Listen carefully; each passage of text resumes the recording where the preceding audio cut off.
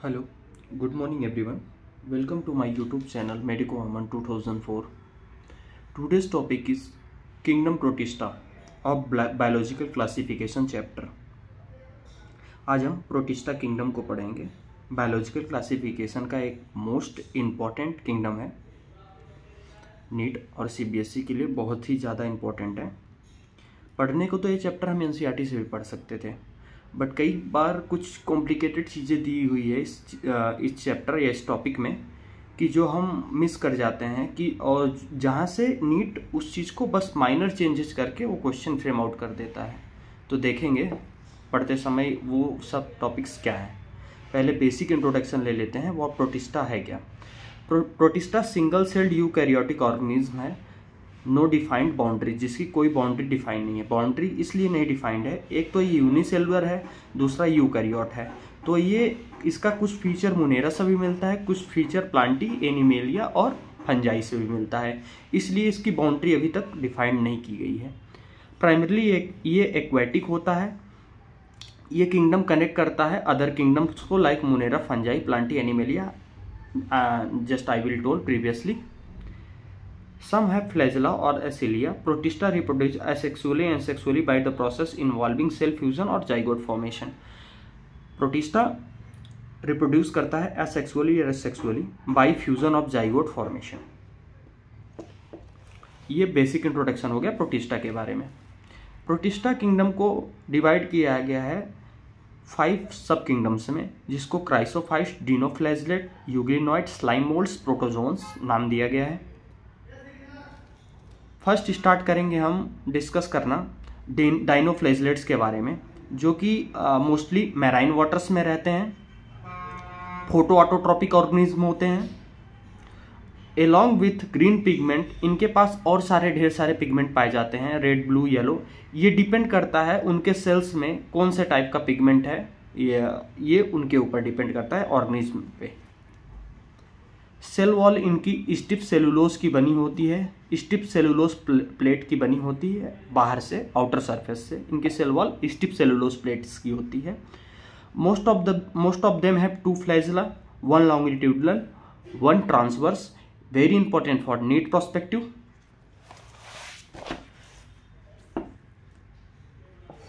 इसके एग्जाम्पल्स है red dinoflagellates. Mostly हम डाइनोफ्लैजलेट्स में रेड डिनोफ्लैजलेट्स के बारे में पढ़ते हैं, जो अपने एनसीईआरटी में है।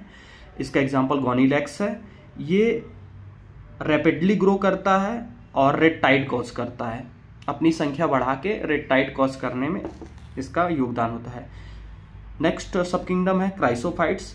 क्राइसोफाइट्स में हम मेनली एनसीईआरटी में पहले लिखा है फर्स्ट लाइन में, includes diatoms and desmids. Desmids is also known as golden algae. Important, मैंने जितने भी अंडरलाइन मार्किंग किए हैं नीट प्रोस्पेक्टिव से बहुत इंपॉर्टेंट टॉपिक है। Found in both fresh and marine water. They are microscopic, float passively in water, जिसको बोलते हैं प्लैंकटन। ये पैसिवली वाटर में फ्लो करते हैं, यानी धारा की दिशा में फ्लो करते जाते हैं, जिसको हमने वर्ड दिया प्लैंकटन। देखिए यहाँ पे चेंजेस क्या हो सकते हैं, नीट में क्या दे सकता है। मान लीजिए हम माइक्रोस्कोपिक की जगह मैक्रोस्कोपिक दे दिया। ये छोटे छोटे चेंजेस ही कॉम्प्लिकेट करते हैं और हम सब इन चीज़ों को ध्यान नहीं देते, फॉरगेट कर जाते हैं। इनफैक्ट मैं भी अपने टाइम पे नहीं ध्यान देता था। Most of them are photosynthetic. In diatoms cell wall form 2 thin overlapping cells that fit together to form a soap box like structure.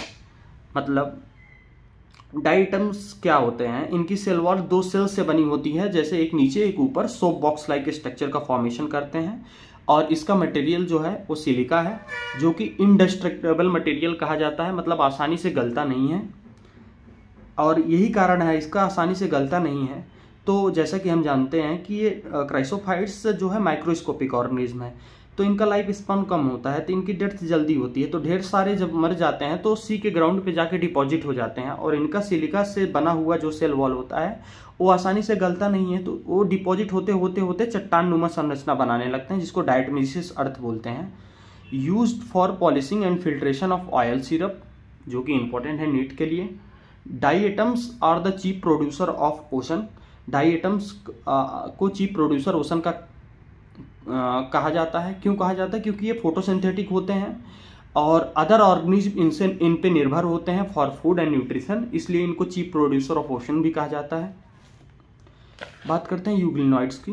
Euglenoids की बात करते हैं, the majority of them fresh water organism होते हैं और स्थिर पानी में पाए जाते हैं, स्टैग्नेंट वाटर में पाए जाते हैं। सेल वॉल इनकी एब्सेंट होती है, इनके पास सेल वॉल की जगह एक प्रोटीन रिच लेयर होता है जिसको बोलते हैं पेलिकल, और पेलिकल की लेयर होने के साथ साथ ये फ्लेक्सिबल होते हैं। पेलिकल लेयर होने की वजह से इनकी बॉडी कैसी होती है, फ्लेक्सिबल होती है। इनके पास दो फ्लैजला होते हैं, एक लॉन्गिट्यूडनल होता है, एक ट्रांसवर्स एक लॉन्गिट्यूडनल होता है, एक शॉर्ट होता है। ये सनलाइट में फोटोसिंथेटिक करते हैं, जैसे ही सनलाइट जाती है तो ये हेट्रोट्रॉपिक मोड ऑफ न्यूट्रिशन को अपना लेते हैं, छोटे मोटे ऑर्गेनिज्म को मार के खाना चालू कर देते हैं। तो इनके पास डुअल टोन होता है, फोटोट्रॉपिक भी होते हैं, हेट्रोट्रॉपिक भी होते हैं। Important for NEET.